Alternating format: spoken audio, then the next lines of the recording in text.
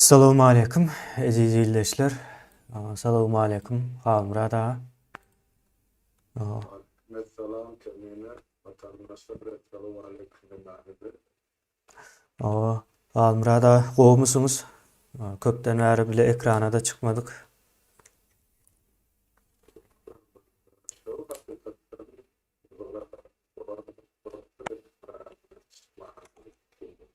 Hava. akbap kendine mesela Hamrada bugün yine Ukrayna'daki ildeşlerimize bir çağrı diyez. Nämäniň çağrışı diýip sorasaňyz häzir umum bir gurrun edeli, onun netijesinde aýdaly. Çağrışyň nämedigini. Ukrayna'da uruş başladı da.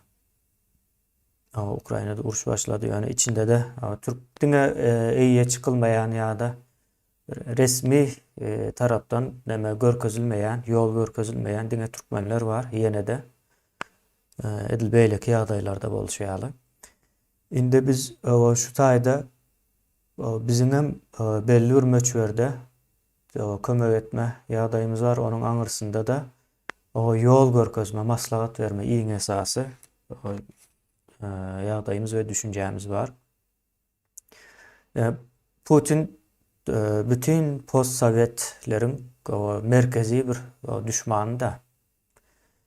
Indi olam häzir nemesinden çykdy, aklyndan, huşundan çykyp edil däliler ýalyk hereket edip başlady. Bu hereketiniň netijesinde Putin özüni bitirýär, özüni ýitirýär we gerek bolsa Russiýanyň hem dargama nemesi var häzir. Gatyly riski var. Sebäbi 3 gün boldy. 3 günde de nemäni Ukrainany alyp bilenok da we gaty uly ýetkileri var. Berilýän sanlar düşýär. 4000'e geçen ýalyk bir nemeler var, maglumatlar var. Elbette Rusya tarapy hiç ýeli ölüm ýetim gardyny boyuna alanok. Yani sosyal medya gaty uly nemedir, dogry habarlary berýändir ve kommentariýassyzdyr. Indi şol nemede can gelýärmi? Ýok, başlarsınız. Indi Russiýanyň ýagdaýy gaty belli we beýlek tarapdan hem şu wagt Türkmenistana täsir etjek bolýar ýene bir kanun saýlawlary ýa bir çykalgy hökmünde teklip ýa-da bil baglama diýeli Russiýa tarapyndadyr. Indi Russiýa tarapynda da bir samolyot uğradyldy da. Gözleýçi diýilýär saýlawy. Gözleýe diýen ýene ondan soň saýlaw gowy geçdi, adalatly geçdi diýip yalandan bir neme bermek üçin ýöreýte bir yalançy komissiýa saýlawy bir kanun gelýän komissiýasam ýa-ni Orsunky şu öz nemesini imperiýasyny bir şekilde elde tutmaly bir görünüşde. Bulam şu görünüşde tutmagyň ýollarynyň biri. Indi biz bu taýda näme etmeli? Saýlaw bardy ýa-da saýlaw arada bir gurucu meclisde bir giňişden ullakan hemmäniň öňünde bir karar almakçy bolýar.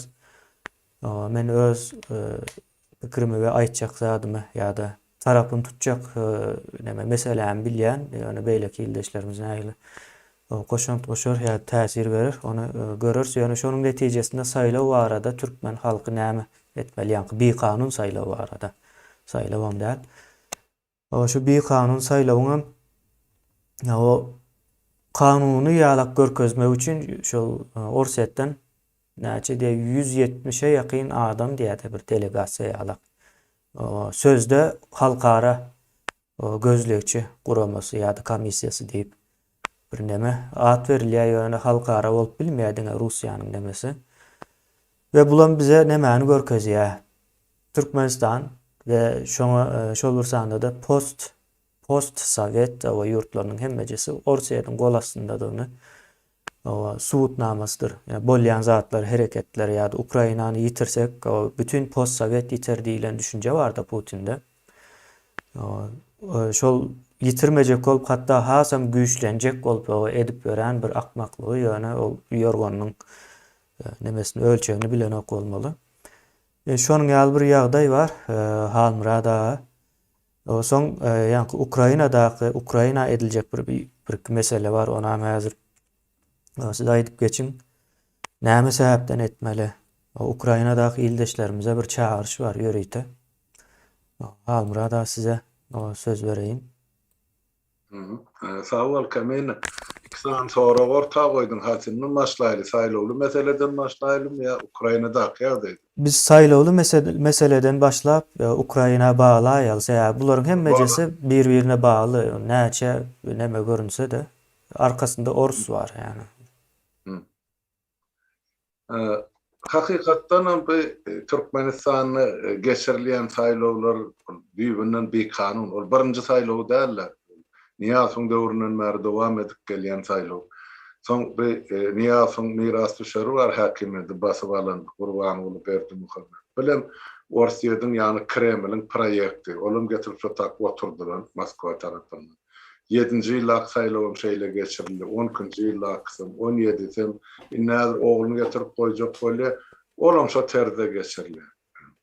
Näme üçin bunu biz Orsiýet bilen baglanyşdyrýan? Näme deliliňiz bar dep adamlarda sora daramak mümkin. Öňküleri söz üns bermedik bolsaň gelin indi şu geçiriljek diýen şolan goşadyrmak üçin saylawna üns bereli. Birinjiden aýyp geçdikni bir näçe gezek oturmaly möhledin oturman 24-nji ýylda geçirilmeli saylawyny 22-nji ýylda geçirip otur. Ol bir kanun onun sebäplerini aýtmady. Keselmi ol mental taýdanmy, fiziki taýdanmy ya onu basyş etdilermi? Onu düşünürüş yok. Kesel bolsa hani onu lukmaların komissiýasynyň çıkaran neticesi olam yok. Meclisin başlygynyň eline ya meclisin deputatlarynyň öňünde. Düşünüklikden o ýaşlara berjekdi, orny ine ogluny getirip goýjak bolýar. Olam hemme düşünüp näme üçin edilýän boýunda. Indi şu zatlary berkitmek üçin geçirjek bolýan möhletem 28 gün boldy da fevraly 28 gün bolansa 30 güne de ýetene ýylan eden möhlet. 10 günden soňra ýylan edenden soňra eýýam ine kandidatlaryň hödüredi eýýam tamamlany Merkez Saýlaw Komissiýasy 9 sany adamy ikrar etdi dep mene ýurduň içinden tapan tupanlar näşeýdi saylawyňa meni birinji tapkyryn geçdiler. Ikinji tapkyrda gözegçiler gelmedi. Rus aýtsak nablidatorlar. Şol ozalam şol Türkmenistanyň geçiren hemme saýlawlary gözegçiler diýip ýanky SMG'den ýanky şol Sowet Respublikalarynyň diňe şol Pribaltikany aýrsa, onuň bilemek men Azerbaýjan gatnaşypmydy ýokmy? Galan hemmesinden ine eli torbaly gözegçiler getirilerdi. O şolar öňkülere hiç bolmany bir hepde bolup ya başyn bolup ýygyna gaýdardylar. Bu getirilen ýa saýlaw möhledini hasaplasan ýarym aý öňünden getirilýär. Şolar şu taýda ýaşap ýygyna gaýdanlarda her sene bir diplomat dowlar gowşardylar. Olaryň ýaly öňe gül ýaly geçdi, saýlawlar demokratik tertipde geçdi. Biz hiç ýerde kemçilik ýa-ni gödök bozulmalar görmedik diýip bolçak diýen protokol. Şol şuňam gaýtalan ýa-ni näme üçin şuňku göz görteli ine 2 hepde ýarym aý öňünden ýema aşgabat uçup bardylar. Onuň sebäbi bar. Oň ýani 20-njy fevralda Türkmenistanyň daşary işler ministri Reşit Meredov Moskwa gelip ýa-ni Russiýadyň daşary işler ministri Sergey Lavrov bilen oturup şu taýda ine söwdalaşdylar. Ine şol söwdalaşmaň netijesinde Orsiýa gözegçilerini urady. Bir tarapdan Orsiýa Ukrainada öz diýerini görgäçjek bolup. Urşap barýar. Beýleki tarapdan şol penjesini aýyrmajak bolup o Merkez Aziýadan Türkmenistany hana gözegçi hökmüne. Ola gözegçiler şol Gurbanoğluň oğluny ikrar etmek üçin barýan adamlar diýip propagandistler diýip düşünýärler. Ol gözegçiler. Ine şonu alyp barýar. Ine size subutnama watandaşlar. Näme üçin Ýewrosaýyga uradan öz gözegçilerini? Näme üçin Amerika uradan? Näme üçin halkyň özünden gözegçileri ýok? Näme üçin erkin saýlaw geçiriljek bolsa, hanonla erkin deputatlar, halkyň ködürlen deputat. Kim tanýar şol 9 kandidatın içine bir şoň dogmasy serdar tanylmaýan bolsa, galan adam hey ömrüňizde gördüňiz bir ýere ekrana çykypmydy. Şoňa ýol başçylyk edýän edarasynyň işärlere göre nädir şol Ýusuf Batyr. Ýöne ine şeýdip halkyň gözüne bir çöp atýar, ine halkary jemgyýetiň öňüne çöp atýar, ine biz ýa-ni bir näçe kandidatdan saýlanýar diýen ýaly pikir atjak bolýarlar. Da şonu şu güne çel oýnap geldiler 30 ýyllar. Indi mundan aňyrda halk ursat berenmi ýa ýokmy? Onu biziň halkymyza bagşly. Birinji tema şol, ýa-ni saýlawlar bar. Biz on saýlaw diýip ikrar eden da Gurbangulyň özüňem gelişi bir kanun, gidişem bir kanun. O barada biz eýem olurça gezek çykyşy diýip aýtdyk. Şol 10-njy fevraldan bäri. Indi diňe halka şu zatlary düşünüp dogry hereket etmek galýar. Şo sebeplere görä de biz aýtdyk. Biz şu saýlawlar diýip ikrar eden da on punktdan agzak geçdik. Saýlaw bolmak üçin, hakyky saýlaw bolmak üçin näme şertler berja edilmeli? Konstitusiýa şu näme talap edýär? Ine şu zatlara amal etmeýärligi üçin biz bu saýlawlary ikrar edem da şoň üçin şu saýlawlary biz boykot etmäge bütün halkymyz çağırýar, elan etdik. Şoň üstüne de işler batdy. Feredin bolýan zady özleri şol Türkmenistanyň konstitusiýasyny 1992-nji ýyldan bäri men bilşime görä düýpli 6 gezek ütgetdiler. Şu ütgeden konstitusiýasyny ýene de özleri berja etmän, ýa-ni geçen ýyl Gurbanguly 7-nji gezek ütgedip üstesine şol mejlisiň üstüne ýene bir organ düzdi, ine halk maslahaty diýip 56 deputat özü girdi. Olaram halk saýlandy. Şoň öz döwreden indi konstitusiýasyny da öz ýazan zatlaryny da boýun bolman, onu gysgalyp bir aýda geçirmekçi diýer da 28 günlük. Näme bar 28 günne beýip kowlup geçirer ýa. Näme sebäp bar? Aýtsyn, uruşturdymy Türkmenistan? ýa ýagy da köllümiň üstüne. ýa Gurbangulyň möhleti tükennimi? Ýok. Tükenen bolsa diňe biziň 2 million halkymyzyň pasportynyň möhleti tükenni. Ine ýurdun daşyny. Oň aladasyny edemät bol. Öz dogmasyny aladasyny edip, gysgaly ýagdaýda şo ýurtda daşynyka ýurdun içindäkile ine düşünjesikä şeýdip saflyk bilen öz ogyny tutmak şu edilýän siýasy oýun. Biz bu oýunlary göre gelýär. Ýöne şundan aňyrda da halk ynanjak bolsa, onu halkyň öz işi. Biziňki aýtmak, düşündirmek, ýetirmek. Şoň üçin mene da gaty dogry belläp geçdiň, ine Gurucu Meclisiň ilkinji sessiýasyny şu arada degişli kararym kabul eder geljek hepde. Ine meni gysga çaýsam, birinji mesele boýunça men aýtjakdym şulardan ibaret. O ýanky ine Gurbangulynyň haçan gitjegini özem bilerek onun kellesi çatmaýa men düşünşüm boýunça içindäki bolup geçen zatlara göz yetirenden soň buňa Putin sen gitmeli, oğlun gelmeli, ondan soňra azyrak bir düzedişi işlerini geçers, hemme zat gowy bolup gider diýen bir neme bardyr, düşünje bardyr. Ine şo düşünje, ýa şularda da bar. Ýok, görkezip otyr kemine, açyk görkezip otyr, özüni hojaýynyň kim şonu getirip wezipede oturtdy, kim şonu şolary ýal görkezine berýär, indi şol geçirjek dogmasynyň wezipe gelişini hiç bolmanyny bir formal taýdan kanunlaşdyrmak üçin ine Moskwadan bir samolyot gözegçi urdy diýe men bilemem, sen aýtdyň sany 170 diýip. Şo 10 bolsa da şol Orsiýetden gelen gözegçiler. Ola gözegçi däl, hakykatdan olar nadjiratyl ehliyatda türmede bolýar. Düzgün eser edýär. Bular nadjiratyl gelýär. Hiç kim aýagyny hiç basmadan. Şol. Indi Halmrada Ukrainadaky vatandaşlarymız bar da. Ýyldaşlarymız bar. Sanam az däl, gowrak. Indi Ukraina halky döwlet möçöründe, ýani biziň düşmanymyza garşy göreşýär. Ýani türkmenleriň hem düşmany. Şol wagtda ýani Ors. Ukrainlaryň hem düşmany. Ine biz şo ýyldaşlarymyza ine yaragan berýärler. Yaragan berýärler.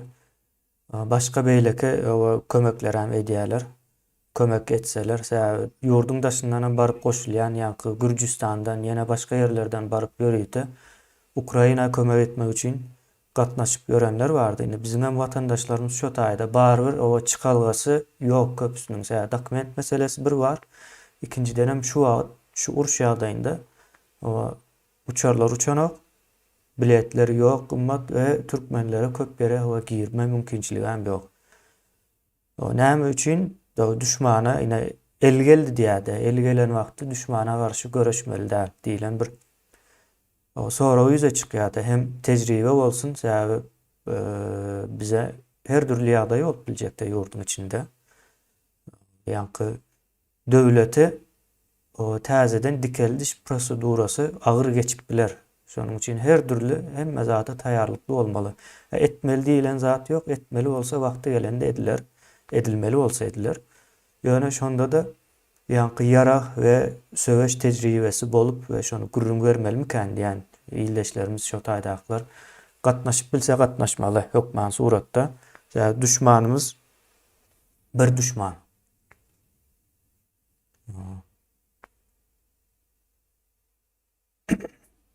Bolmaýdy. Galmyrada ine men şonu ýaly bir neme. Bu gurrun geçdi-de o bir nemede ýygnakda. Başka çıkalga ýok we bu bizim milletimiz üçin gaty uly bir özgörüşik boljak we ädim boljak.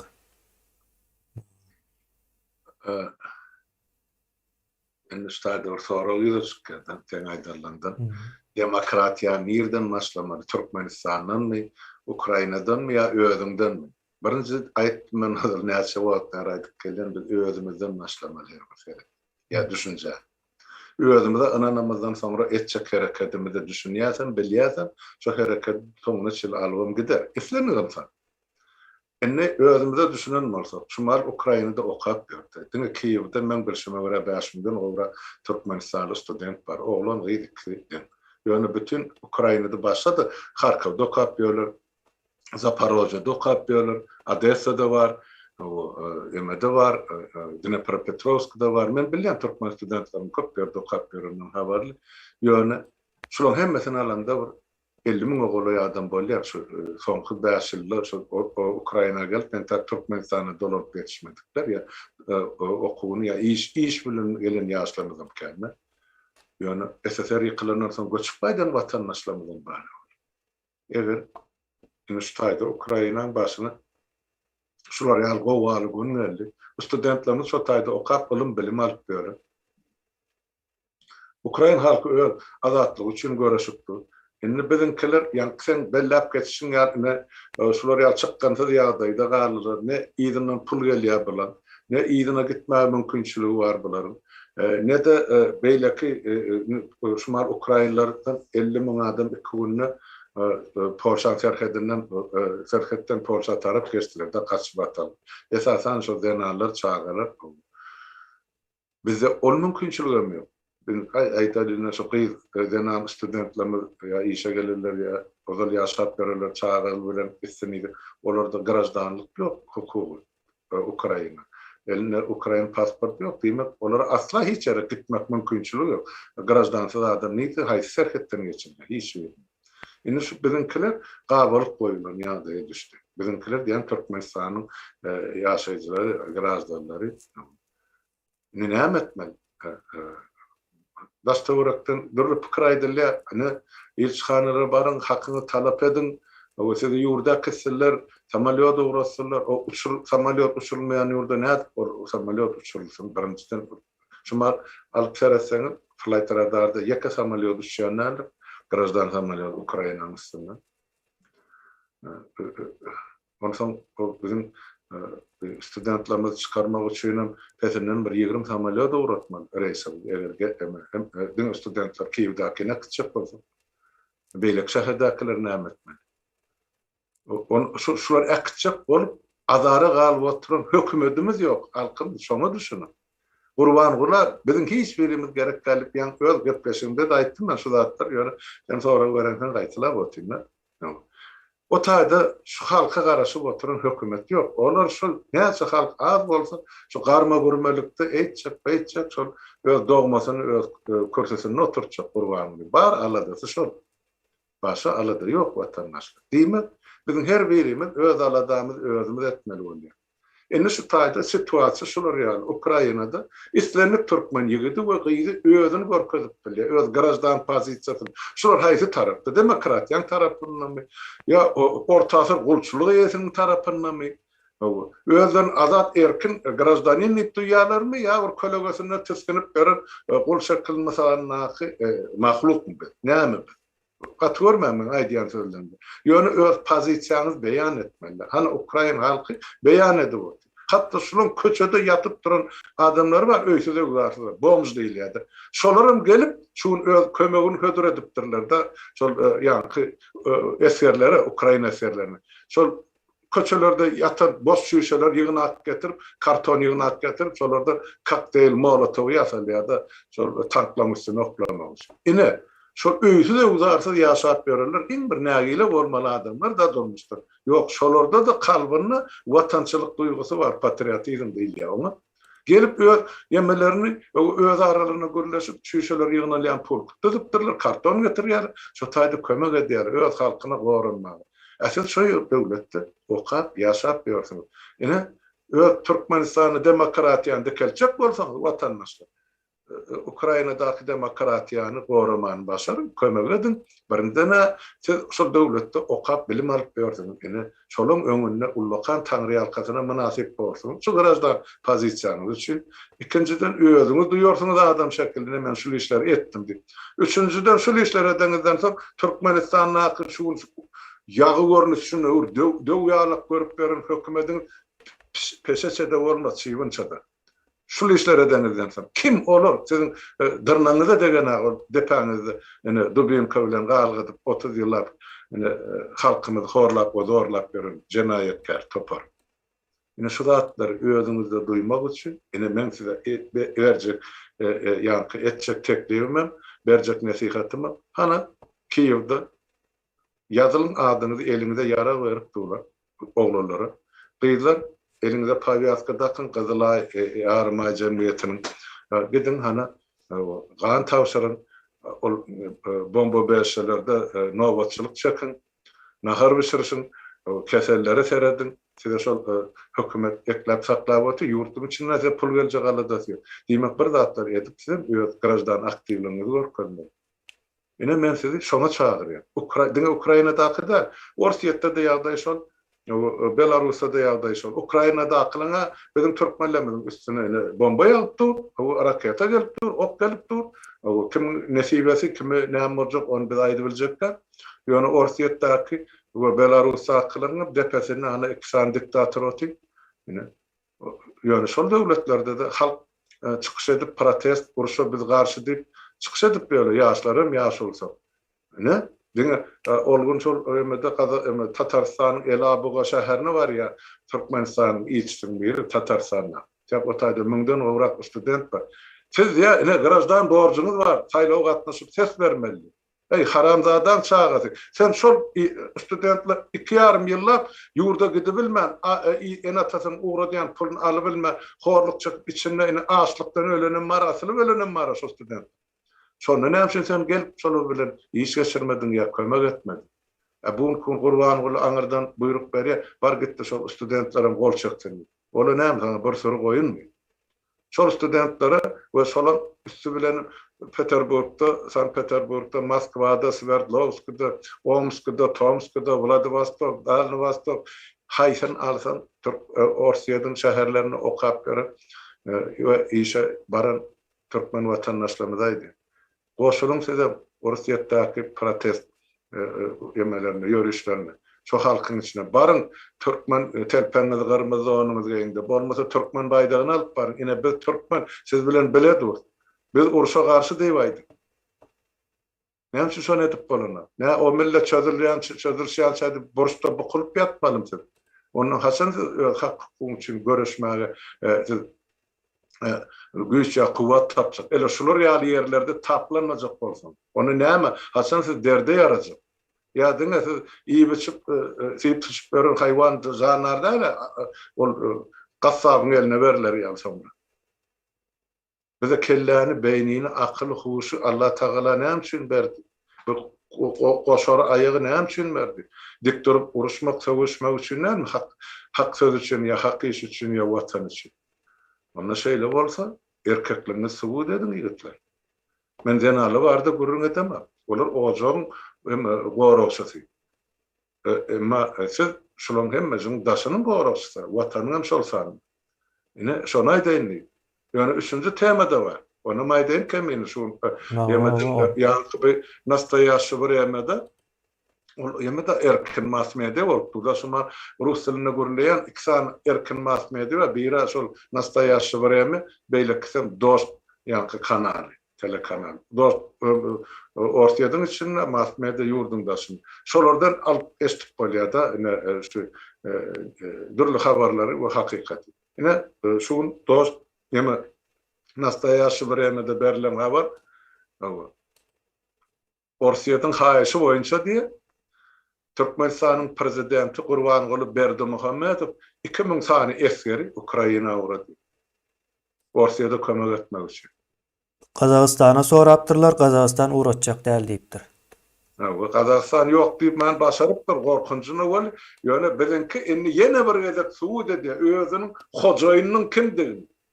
Onuň bir taraplyk tarapyny gürülmedeli. Ene sen ene bir taraplyk statusu itin ötüne gitti. Bolly şuundan şeýle Türkmenistan bir taraplyk statusu ýok watandaşlyk.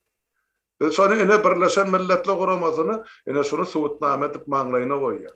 İste uğratsın, iste uğratmasın, ol öz işi, şonu boýnarly, ona myglan etdilermi? Bize şol ýeterli. Bilem şol Ukraina halkynyň garşyna alınıp barýan gyrgynçylygy sebäpkär bolar, ýol başlaryň hataryna girer. Gurbanguly onuň egni pagwaly töweregen pagwansydan ähli kabinet ministri bilen. Sebäp ol hökümetiň, döwletiň adyndan yglan edilen barazylyk. Şoň bir adamyň adyndan Taýda kollektiwlen jogapkärçilik bar. Gitjek yerleri ýokdur. Hani bir esker basyp görsün Ukraina topragyny aýagyny. Onsa baraýanyna da bilen, indi şumar gabal oturan türkmenlerimiz var da Kiýewde, Ukrainada. Şular atmaly bolýar. Ya şularyň üstüne bomba taşlamaly, raket uğratmaly bolýar. Ene şeýdem türkmen bir-birine garşy goýýar ýurdun daşynda. Bolýan zatlar akla sygar ýal zatlar, watandaşlar. Ene şonu da otur şuňku. Ene gutardy. 30 ýyllap, 28 ýyllap bir taraplyk statusy diýip halk ağırlar daşar devletlerden biri gelip türmeler varlayacak bolsa Gazal yarıma deydi, näme deydi, Ýewrosoýuzyň komissiýalary, Ýewropa hiç kim tanımadı. Biz bir tarap, biz hiç kim kabul edemiz. Biz hiç açan hiç kim konfliktine de, uruşuna da, davasyna da, harby birleşmesine de goşulamaz. Diýen üçin şunu berdiler Türkmenistana bir taraplyk statusy. Inne olam statusyna için ötüni. Bularda hiç bir düzü yeke sözüm yok, konstitusiýasam yok, bular maddasam yok. Bir topar oğru, diňe şol oğurluklaryň üstüne ýasyryny basmak üçin ene bir topar işlemän ýatan söz üstünäki uğur kanunlar kabul edilen döwletimiz var. Şonu aýtjak boldyk. Soň ine ýa-ni bir neme geçdi-de okuwçylar goşulmasa gowor diýen ýaly Markus Mute bir ýyldaşymyz ýazypdyr. Bu Türkmenistanda bundan soň täze Türkmenistan gurulýança ne okuwçy bardyr, ne bir zat bardyr. Bizim hemmämiz bir esker ýalykdyr. Ýurdun daşynda da içinde de. Pursat geldikçe hem birden esker bolup bilmeli. Neme diýilýär muňa? Mobilize diýilýär. Onu men halmyrad onu türkmençe näde bowa. Neme etmekde goşuna. Mobilizavat etmek diýilýär. Mobilizavat etmek bolsa yine bu taýýarlyklardyr. Bu zatlaryň hemmejesi. Bu şu taýýarlyklary şu wagtlardan edip başlamasak bolmaýar. Okuwçy ýene bir zat hiç zat ýokdur. Şu wagt okuwçy bolanyňyzyň ýa-da ýönekay bir gorkak watandaş bolanyňyzyň bir peýdasy ýok şu wagtky ýagdaýa. Soň ýene beýleki tarap näme üçin ine şu karara näme üçin geldik? Ors bu söwüşi ýitirýär. Gazanyp bilmeýär. O näme üçin diýip sorasaňyz 30 ýylyň içinde ýitirmedik eskerini o 2 günüň içinde ýitirdi. Ýa bu 3-nji günde eýýän o 4000'e geçýär diýip o aýdýarlarda ertire o belli bolar, hasam köpeler. 4000'e ýakyn ýa-da 4000 geçýär diýilen bir san berilýär. Onu bilýäňizmi? Onsoňam o orsu duzağa düşürdiler. Üns berýän bolsaňyz ýuwaş-ýuwaşdan sanksiýa berýändir, ýuwaş-ýuwaşdan. Olar o bir adım ädýä, ors o 2-3 adım ädýä ýalňyşyp sebäbi bir adamdan ibaret karar alma mehanizmi ýalňyş karar alýandyr elmide ama. Gaty ýalňyş kararlar alýandyr. Ýene ýöneköy Angliýanyň parlamentine seredim. Bir giden adam bardy içinde. 200, 300, 400 belki. Onun arkasında duran adamların sanyny bilemzok. Orsun parlamentine seretseňiz diňe Putin bardyr ortada gürläp duran, başga hiç kim ýokdur. Şol bu söwüşi gazanyp bilmeýär. Indi o çukura düştü, çukurdanam çıkmak üçin hem gatykän neme gerek, akyl gerek, çykdajy gerek we maskara bolmaly däl. Bundan soň Putin söwüşi gazansa gazanmasa gidýär. Söwüşi gazanyp bilmese Orsiýadan bile gidýär, dargaýa. Ýene Ors agalary diýanky Gurban Ulynyň ýene beýlekleriň Ors agalary bundan soň ýok. Gat uly maskara bolýandyr. Şonuň ýaly bir ýagdaý bar. Illeşler Orsuň demesi bardy. Men bir zat gurrun berýän. Ýene NATO'nyň eskeri güýje, eskeri ýaraglara we güýje aýyrýan puly Orsuň aýyrýan pulundan 3 hisse kän ýöne Ors öz technikasyny ýa-da ýaragly güýçlerini NATO'nun bilen deň edip görkezýär sanyny. Esker sanynyň deň edip görkezýär, ýa-da söwüş uçarlary, tanklary, ýene beýleki zatlaryň hemmesini deň edip görkezýär. O näme üçin görkezýär deň edip? Näme psikologiki bir propaganda edýär. Aslında o güýji ýok. Daşyndan ol eskeri ýygnap näçe wagtdan beri 4 aýlap Ukrainanyň serhedinde eskeri ýygnamagynyň asyl sebäbi belki gorkuzaryn ýol alaryn diýip pikir etdi. Indi ýuwaş-ýuwaşdan girerin belki ýol alaryn diýä. Ýani bunyň ýitiren sanyna seredin eskerleri, tanklary, nemeleri. Ukraina eskerleriniň söwüşýän ýaragy bar. Näme diýilýär? Antitank diýilýär. Javelin bilen neme var? Angliýanyň antitanky var. Stringer. Indi şol iki yarag bilen bir öýüň arasyndan çykyp 12,5 kilogramlygy var. Bir adam arkaýyn götürüp bir giden tankı ýok edip bilýär. Özem gaty akylly bir sistema. Şonuň üçin Ukraina eskerleri kän görünýän däldir. Ýoldan geçip barýaka duzağa düşürüp ýok edýärler. Ýene bu taktikadyr. Buna öňden bäri taýýarlyk görýän ekenler. Orsa gaty erbet duzağa düşürdiler bundan soň. Indi Orsa barby bu uruşy gazanyp bilmejek bolsa näme üçin biz kömek etmeli däl. Bizim bir goşanymyz bolmaly. Biz uruşumuz entek Türkmenistanyň içinde de dowam etjekde. Uruş diýende ýaragly uruş hökmünde hasap etmeň onu. Goşadyrnak içinde uruş her türlü bolup biler. Esasy uruşumuz syýasy uruşdur we ideologik uruşdur. Kimin ideologiýasy üstün gelse şo gazanýandyr. Kimin syýasaty keskin bolsa şol gazanýandyr. Ýarag 3-nji ýerde yer alýandyr. Şonuň ýaly bir Ukrainadaky illeşlerimize goşuljak bar bolsa goşulýany barada habar berip bilerler. Suratyny uradyp bilerler. Ýüzüni ýapyp görünmegine gerek ýok. Ýöne şu zat hökmen suratda bolmaly. Men şo taýda bolsam hökmen gatnaşardym. Tejribe gazanardyk. Şonuň ýaly. Ine nemänem ýadymyza düşüreli. Ors bilen Göktepe galasynda söweşildi-de. Diňe Göktepe galasyna ýalňyşmaýan bolsam 4 ýyla golaýlap alyp bilmedi. Şonuň üçin hem Ors o türkmenlere gaty ýörenýändir. Ýekeje garşylyk görkezen Orta Aziýada türkmenlerdir. Olam o bir saňjak galadyr, ine agzy ber däldi diýip aýdýarlar. Ýöne hemme kim şo galanyň daşynda, galanyň içinde kömek edip hemmesi gatnaşandyr. Bu kömek etmedi diýilen propaganda ýene de Orsuň nemesinden çykýandyr. Akly bilen edilýändir. Ýoksam düýünden ýalňyşdyr, taryh başgaçadyr. Ine şo Göktepe galasynyň dowamy entegem gutaranokdur. Biz ýeňýänçäk gutarmaýar bu söweş. Orslara garşy söweşimiz ýeňýänçäk hiç wagt gutarmaýar. Şonuň üçin düşünmeli. Ýagdaýa düşünmeli.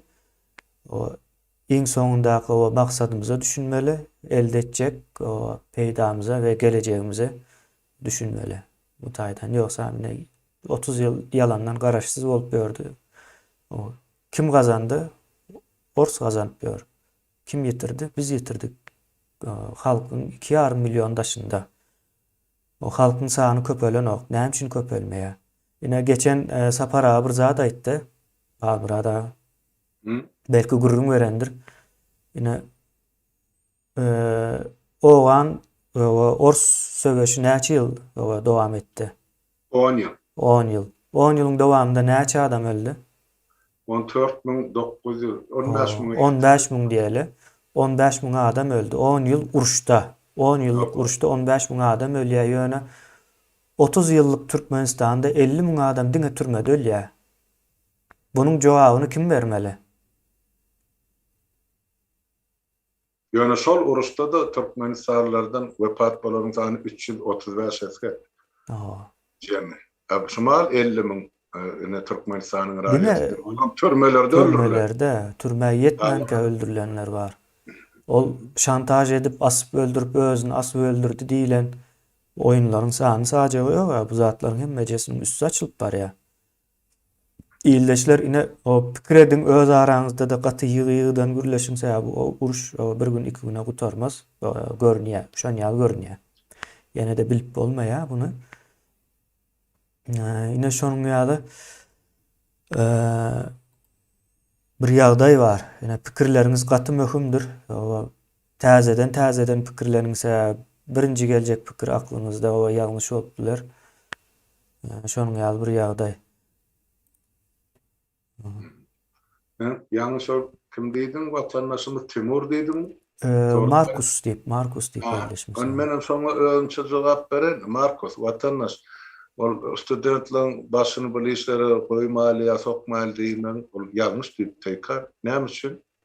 Täp şol okap beren studentler eýam kämillik ýaşyna ýeten adamlar. 18 ýaş. Diýmek 18 ýaşa ýeten ýigit ýa-da köpmäni şertde saýlamaga we saýlanma hukugy bar da konstitusiýa boýunça. Saýlamaga dol hukugy bar, saýlanmaga da onu günne ýylla özlerine göre ýetkezip durlar. Ýöne şonda da Amruzy 40 ýaşa ýetsen prezident bolma mümkinçiligiň bar, bärde parlamente barmak üçin men döwrümde kabul eden kanunymyzda 30 ýaşa ýeten parlamente saýlanyp bilýär diýip kanunlar. Demek şu zatlara münasip halk, münasip ýigitler we gyzlar näme üçin bular öz hakyky üçin görüşmeliler. Aýdyn ene şu mahal şu barda şu ýaşlar kim şularyň hakykyny üçin edýär? Ya şulara döwlet tarapyndan köpmen edilämel kömekler edýär. Edilene watandaş. Demek şu zatlar gazanmak üçin görüşmeliler. Mektepde şular okuw başlaryny gözüni açyp göreni ol Niýazyň pohnamasy hemen bir diş doktoryň ine ýazan bir topar tebipçilik kitaplary ýa-da ol Gözel Şagulyewanyň ine ol Däl Samardanyýaly diýen goşgular. Hak hukuk diýilen zat hiç açan çağalara öwredilen mektepde ya konstitusiýa okydylyp bilir. Ya hak hukuklary görkezildim. Ya mugallimler şulary watançylyk terde terbiyeledim. Yok, hemmesi zatdyň eser öňüne çykmaly geljek ýol başy çoň öňüne. Tan soýlanmaly, deprek emetmeli, depmeli, küstepmeli. Ine şol. Ondan bular haçan öwrensin. Ya şular çağı diýip saklaýarmyň? Hani çağı diýip ýetirellermi şuňkun iş migranty Türkiýede. Öz hukuklaryny bilenler. Näde gorajagyny bilenler, näde goranjagyny bilenler. Çağlarym olaň ýurdun içinde ýetirgan. Onda biz haçana çel, şu nesil men nesil, üç nesil dymyk geldi. Bularym dymyp otursun. Bular haçan öwrensin öz hakkı gowy üçin, watan üçin göreşme. Gerek bolsa gan nokmagy ýa-da jan berme. Ya sizem şolaň birimi? Şo bolýa çağlar bolmaýan bolsa ine menniň donu özüňiz orta çykyn. Özüňizem çykanda çağlarym çykmalan. Ine şol nesil men nesil ne dowam edip gelýän ne şu gorkoklyk propagandamy. Gorkum yok görünük. Yok gördüm korku yasayan. Onam şu Halmira onam şol ors siňdir ýa şo çykmaly däl, goşulmaly däl, etmeli däl meselesine. Sözüňizi kestim ýöne. Hemme Türkmenistan ähli kitaplarynyň awtory Hramov bolsa başga kim etsin onu? Konstitusiýanyň awtory şol ýanky bir niýasa berilen kasamyň awtory şol, pohnamanyň awtory şol. Hemmesi şoň eline mesine Gurban Gulyň geplecek sözüni ýazyp oturanam şol. Watandaşlar haçan Türkmenistan Türkmen dolandyr ya Türkmenler dolandyr ya Türkmenistan raýaty dolandyr. Haçan. Eger şu ýaşlamyzdan goşulmajak bolsa onda kim goşulmaly? Markus watandaş aýt jogap ber ştada ýa bizem soň okap görel bileli. Ýöne şunkun wagtymyzda azyrak kemeýne men ýene bir gepleşigim bar, onu maýdy. Hawa şu taýda hawa jemlä bersem bolýar, düşnükli boldum kendi ýani umumy näme surat. Hawa illeşimiz o ors diýme hökümet diýdi ýa ine ors sözüniň nireden gelýänine seredeliň. Näme şonu kaçandan aýtjak bolup gördüm. Ors sözü bir Mongol hanynyň nemesidir. Ors diýä ýa Rus milletini diýeli kinýazlaryny ýa-da gol astynda tutan Ors han diýip bir Mongol hany bar. Ine ors sözü şo taýdan gelýär. Bulam näme şol dolandyryş stilidir. Ýani häzirki ruslaryň şu häzirki şekilde gelmeýiniň asl sebäbi şo ýani ors handyr. Gatykän ýyllap o öz elinde tutýar. Şo ýani Rus milletlerini ýani kinýazlar hem o beýlekler hem şol döredýär. Ine şonuň üçin şonu haçan sorarken diýip garaşyp durdum ors diýme. Ors millet däldir. Ors ine ýani gaýdan zadymdyr bir Mongol hanynyň adydyr. Şo Mongol hany şo taýlary hökm eden soň ors nemesi diýip aýdylýar. Illeşlerine bu maglumatdan berip bilenme gaty beğendim. Şu taýda. Onda Halmira da şu taýda jemläýeli. Sag bolun. Bolar kemini. Sag bol çağıran üçin. Sağlıkda var şöyle vatanlar hemmäňiziň öňünde saglyk. Näme pikiriniz bar bolsa şu taýda ýazym. Bizem okaly göreli indiki gepleşiklerde dowam etdirbeririz. Öz pikirinizi aýdyň, Ukraina barada, Russiýa barada, ine Gurban Gulyň ine 2000 sany eser uğratjaklygy barada. Ol eskerler kim? Gurban Gulyň iýlen çağlanymy, ýegellerimi, tohummy ýa-da garyp halkyň çağasymy ýene. Şu zatlara özüňiz sonra şu soralarda jogap tapyn. Bolýar, ona sag oturum. Bolýar, sag olun Halmira da.